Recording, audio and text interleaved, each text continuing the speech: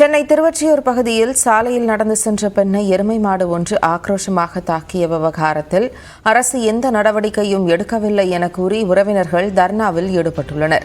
விவரங்களை செய்தியாளர் அசோக்கிடம் கேட்கலாம். அசோக், தற்போது அங்கு என்ன சூழல்? விவரங்கள்.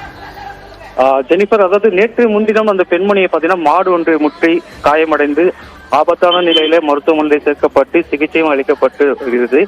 இந்த நிலையில சம்பந்தப்பட்டவர்கள், அதாவது அதிகாரியும் சரி மற்றும் அந்த அரசும் சரி எந்த ஒரு நடவடிக்கை எடுக்கவில்லை சொல்லிட்டு பகுதி மக்கள் மற்றும் உறவினர்கள் தற்போது மண்டல அலுவலகத்தில் முற்றுகையிட்டு வராங்க.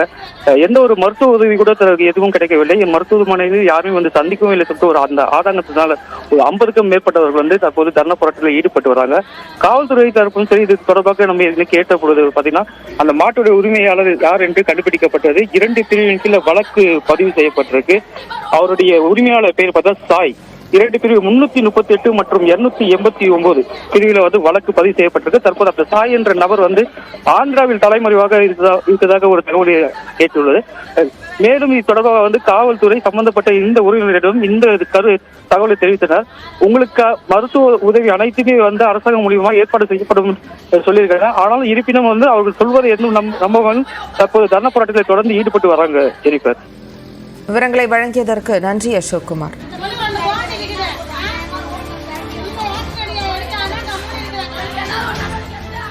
சாலையில் நடந்து சென்ற பெண்ணை எருமை மாடு முட்டிய விவகாரம் தொடர்பாக திரு ராதாகிருஷ்ணன் அவர்கள் செய்தியாளர்களை சந்திக்கிறார். அதை பார்க்கலாம். பொதுமக்கள் இந்த திருவொற்றியூர்ல நடந்த சம்பவத்தை எடுத்து கேட்குறாங்க. நேற்றைய தினமே அந்த மாடை நம்ம கால்நடை மருத்துவர் தலைமையில் டாக்டர் கமால் ஹுசேன் தலைமையில் எங்கள் டீம் அதை பிடிச்சிட்டு இதுதான் இந்த மாடு இப்போ கொஞ்சம் ரெஸ்ட்லெஸ்ஸாக தான் இருக்குது. இதுக்கு கால்நடை மருத்துவர்கள் இதை அப்சர்வேஷன் பண்ணி என்ன காரணத்தினால் இந்த மாதிரி அதுக்கு வெறித்தனமான ஒரு பிஹேவியர் இருக்குன்னு பார்த்துட்டு இருக்கோம். ஸோ நாங்களே கொஞ்சம் ஒரு டிஸ்டன்ஸில் தான் இப்போ தான் இது கொஞ்சம் சற்று அமைதியாக இருக்குது.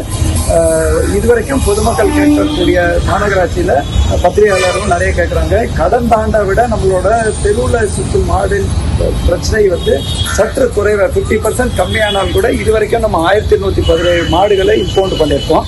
ஸோ இந்த டபுள் ஃபைன் பண்ணினா கூட தொடர்ந்து இந்த பிரச்சனை இருக்குது. இந்த மாடை பொறுத்த வரைக்கும் அந்த ஓனர் யாருமே இதை கிளைம் பண்ணவில்லை. இதற்கு காவல்துறையில் நம்ம காவல்துறையும் கம்ப்ளைண்ட் ரெஜிஸ்டர் பண்ணியிருக்காங்க.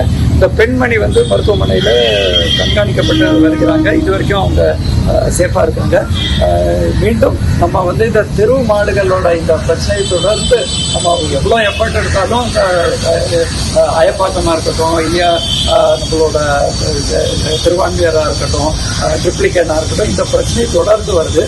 பொதுமக்களும் இந்த வீடியோவை பார்த்து நமக்கு எல்லாருக்கும் பதட்டத்தை ஏற்படக்கூடிய வீடியோ தான் இருக்குது. பிடிக்கும் போது இருக்கக்கூடிய சவால்கள் அதை புரிந்து கொண்டு இந்த ஓனர்ஸ் இடம் இருந்தால் அந்த இடத்துக்குள் இப்போ இதே மாதிரி நாங்கள் இம்போர்ட் பண்ணக்கூடிய மாடுகள் உள்ளது இருக்கோம். அந்த மாதிரி இடத்துக்குள் பராமரிக்க வேண்டும். தெருவில் விடுறத அவாய்ட் பண்ணோம். தெருவில் யாருமே ஓனர்ஷிப் இல்லாத மாடுகள் ஏற்கனவே நாங்கள் அப்புறப்படுத்தி வருவோம். அதனால தான் சற்று குறைவாக இருக்கு. இந்த பணி தொடரும்.